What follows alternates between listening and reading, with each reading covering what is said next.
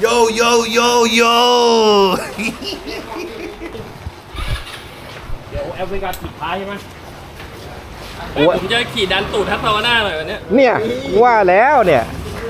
เขาไปฝึกปรือมาแล้วนะครับ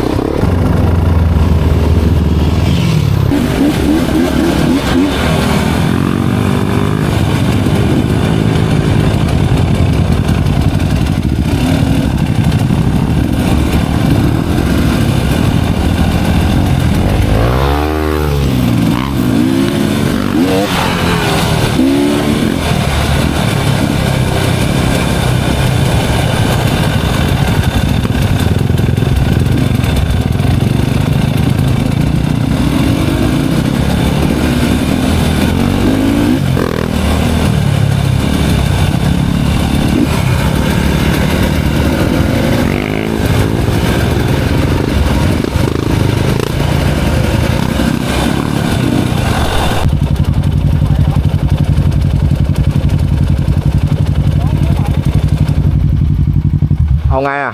ผมว่าผมกลัวว่ะเข้าใจอันนี้เข้าใจได้ตัดถูกไหมเอานี้โซนตัดอยู่ไหนทีนี้เดี๋ยวพาพี่ไปก่อนแล้วเดี๋ยวพาไปส่งก่อนเดี๋ยวไปส่งตรงถนนใหญ่แล้วเปิดโลเคชั่น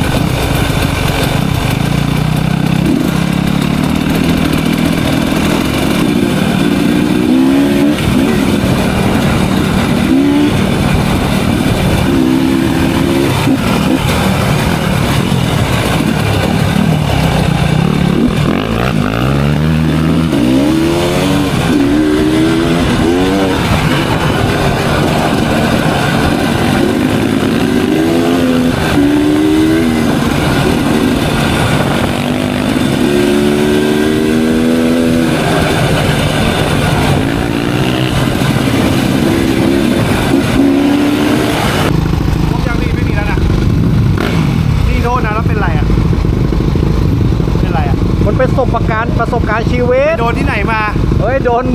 นางหยองหยองเนี้ยเย็นครับเอ็ก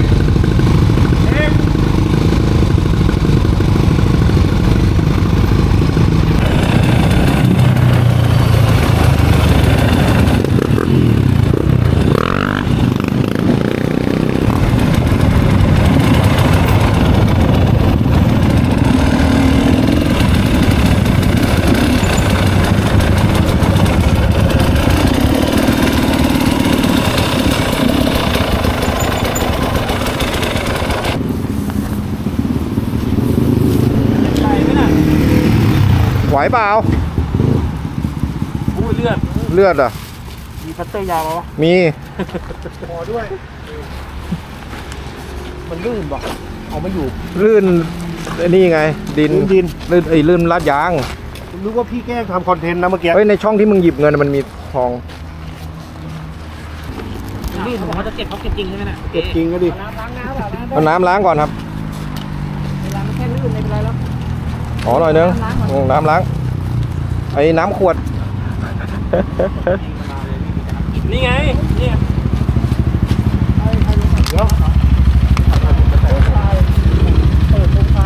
โอ้แสบไหม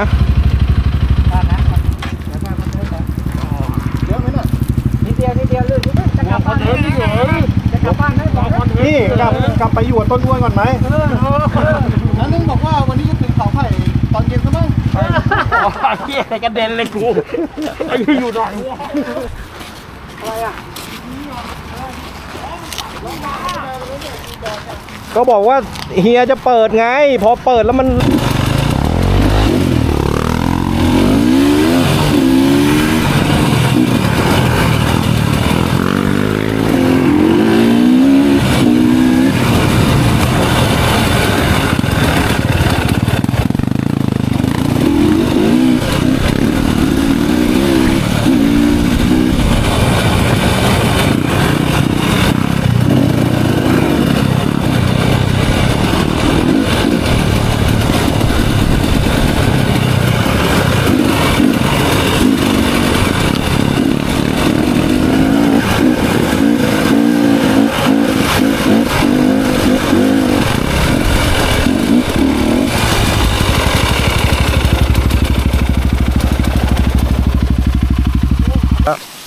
เฮ้ยนะผมรู้ละเมื่อกี้ ทำไม ผมมารู้สึกตัวอีกทีอะตอนนี้ผมอะเห็นถนนแล้วเว้ย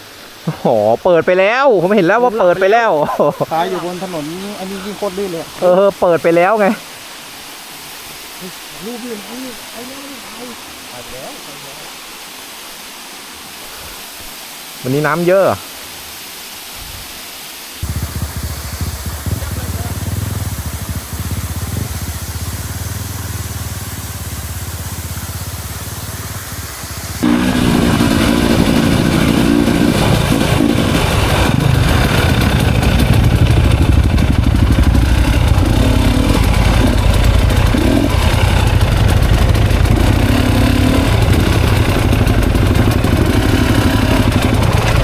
ได้โยได้โย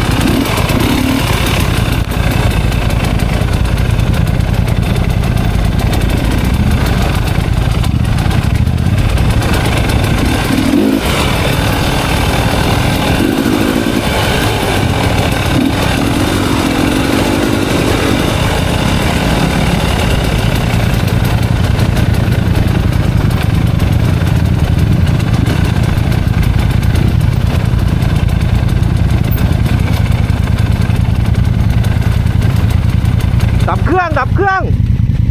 ดับเครื่องไหลเลยดับเครื่องเลยก็ได้ตัดคัดก็ได้นะ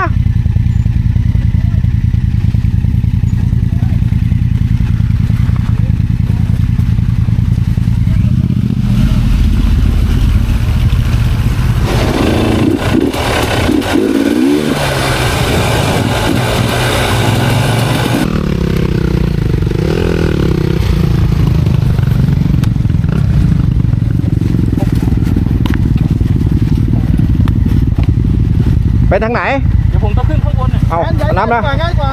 เดี๋ยว อะไรเนี่ยมาทำไมกันเนี่ย เดินหน้าไม่ได้ไปดิเอกไปก่อน มึงไปก่อนดิ จะช่วยเข็นจะเข็นเองไหม เดินหน้าไม่ได้ แล้วจะถอยหลังนี่เหรอ จะถอยหลัง แล้วคือมันรถมึงขวางไงเอกไอ้เหี้ยไอ้ชิบหาย เอกรถมึงขวาง รถมึงขวางไงเดินได้ไหม ลื่นลงมาไง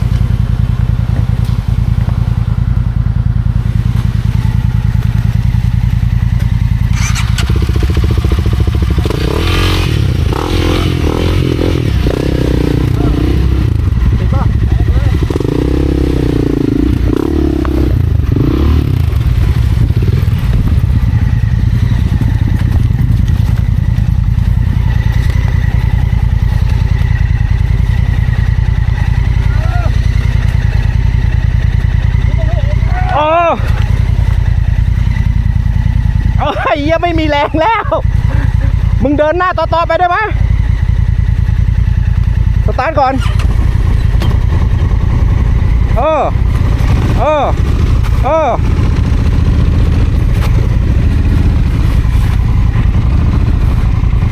มึงจะตั้งรถตรงไหนเบรกมึงขึ้นก่อนไหมจับอยู่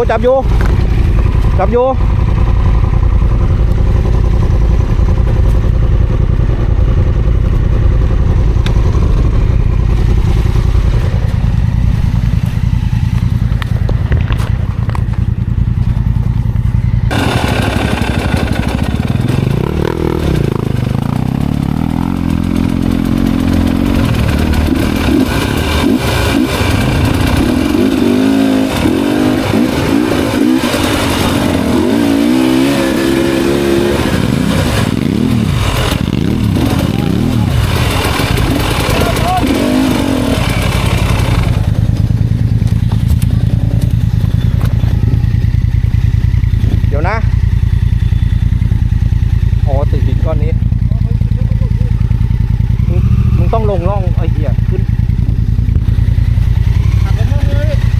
หักไปร่องนู้นได้กว่าไม่มันติดแล้ว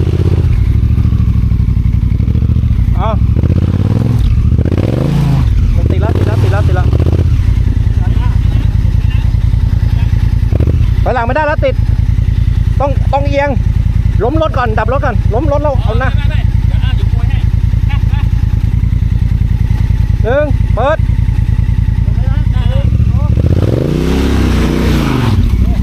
ไปได้จับอยู่ม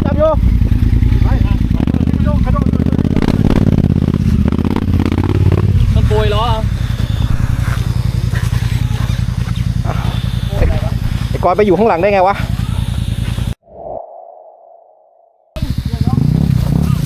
อ้าวอะไรเนี่ยไม่ตีลังกาฮะ มันลื่นลงมาพับลงมาพี่ พับรถทับเลยเหรอ มันติดไอ้การมันล้มไง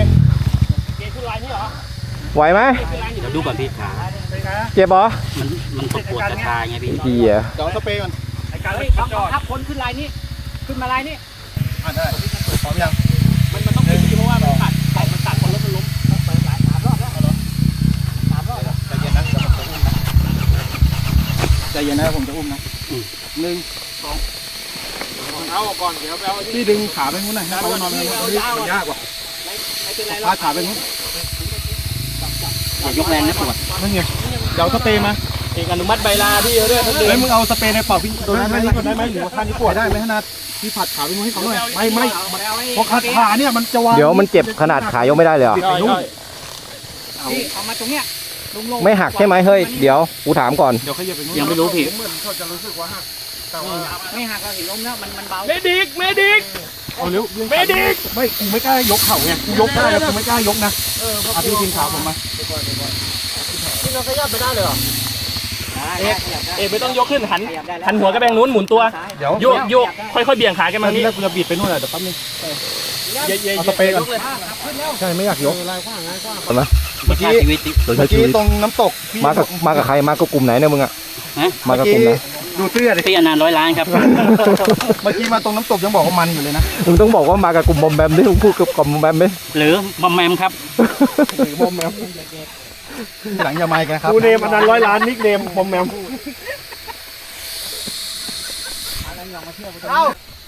ว่าแล้วเรียกรถพยาบาลนี่เอาไปไม่ได้ เอ็ดไม่ข้างนี่ ถ้าเอาไปต้องหาไม้บล็อกอ่ะ เขาหลุดเดี๋ยวอย่าไปกดอย่าไปกด หลุดไม่หักหลุด นี่มากับกลุ่มไหนครับเนี่ย บอมแมมครับ เลี้ยง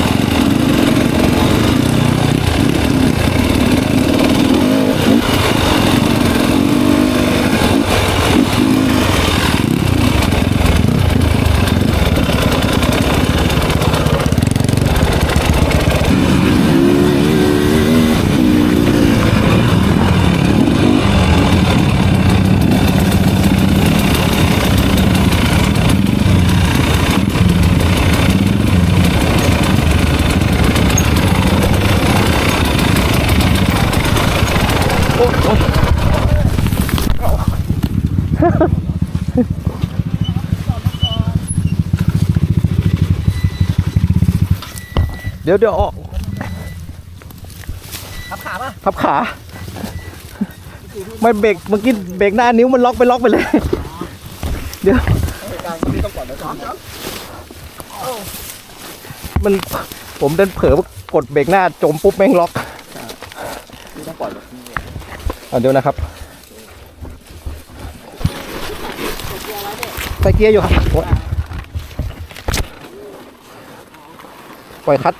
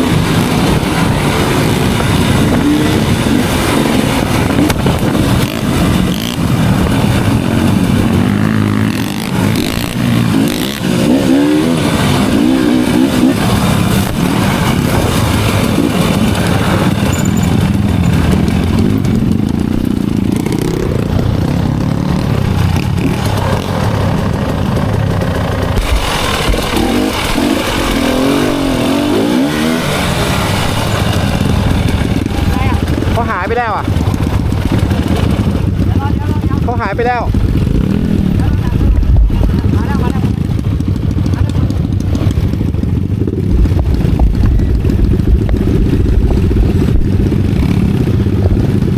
เป็นไรเปล่า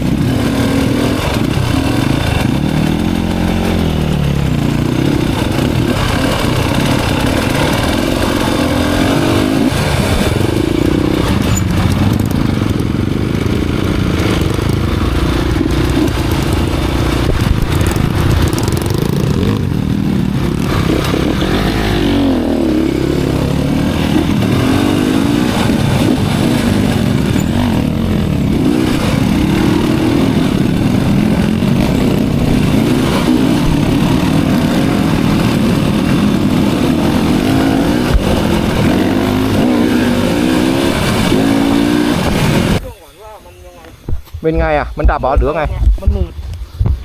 อยู่ดีวิ่งแล้วมันหนืด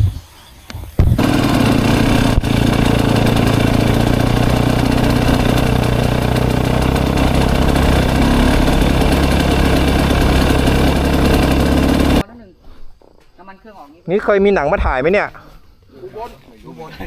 โอ้สุดยอดเลยนี่อะไรน้ำเหรอ มันรถเสียตรงนี้กลางคืนนะมีหลอน อันนี้น้ำหรือว่าระบายไอ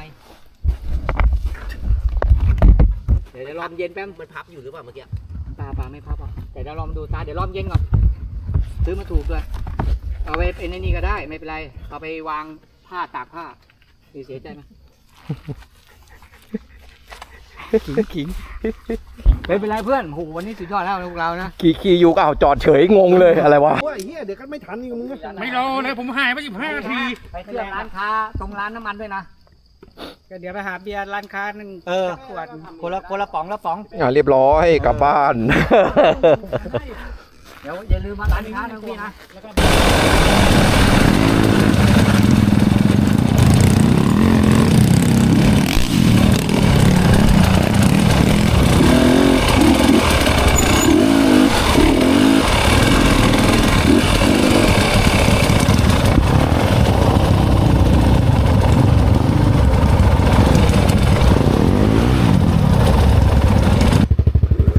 คนละเรื่องเลยขี่มากลุ่มเมื่อกี้กลุ่มนี้เนี่ย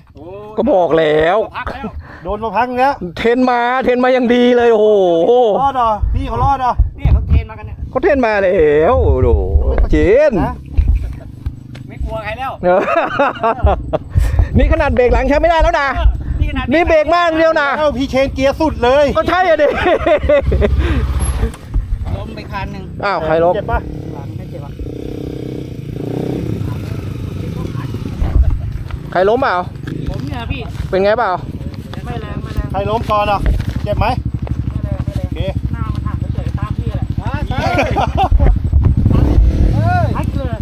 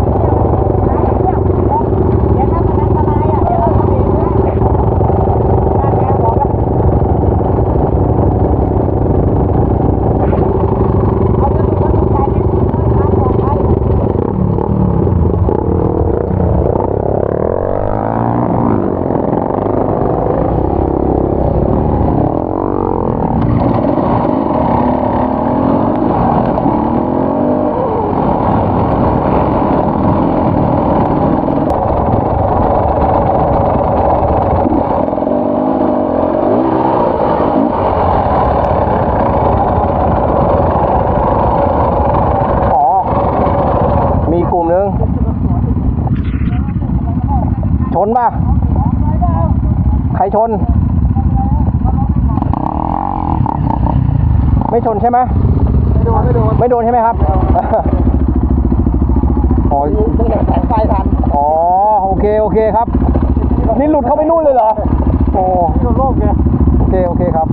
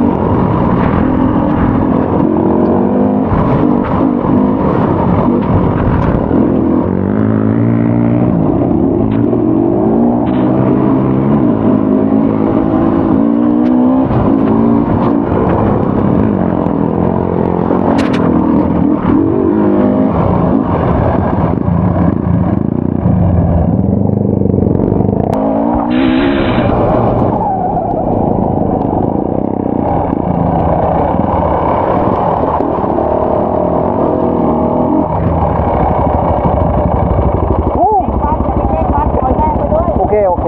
โอ้มันโอเคป่ะ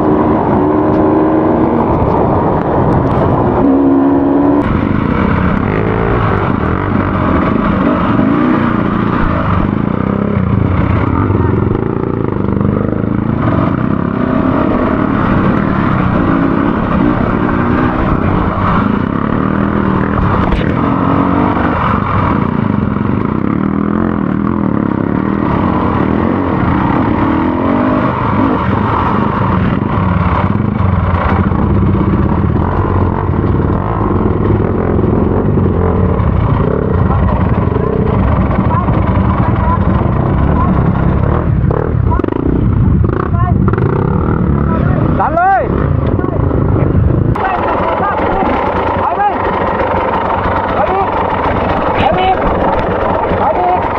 เอางี้เลยเหรอ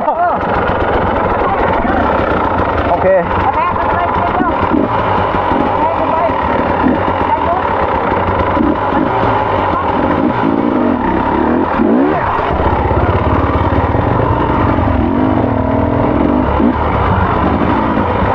มีเทรนเนอร์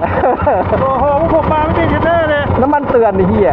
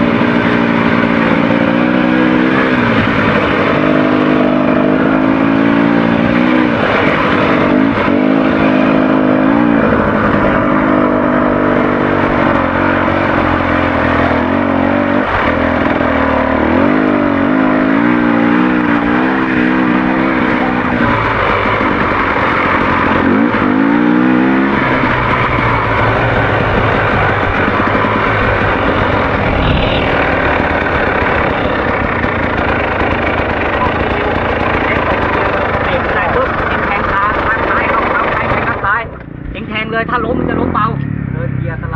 สไลด์ก็เลยดิฟก็เลยเหมือนเบรกอ่ะเบรกผมอย่างกัดน้ำหนักไม่ค่อยดีแต่เกียร์มันอยู่อ่ะแล้วแต่ถนัดเราอันนี้ต้องแยกกันตรงนี้จะถ่ายรูปก็แยกกันตรงนี้ละอ๋อโอเคจะถ่ายรูปอีกรูปนึง อันนี้บึงเขาตกปลาเหรอพี่ใช่เนี่ยเลย สุดยอด มาดูรัสเซียแก้ผ้ากันตรงเนี้ย ฮะ ก่อนนั้นหนึ่งชอบมาเงี้ยดูยิ่งก็แกถึงได้ลูกแฝดไง อ้าว เมียแกฝรั่งเหรอ ไม่ใช่ แกดูรัสเซียปุ๊บแกก็กลับไปเอาเมียแก โอ้มีแรงบันดาลใจนี่เอง โอ้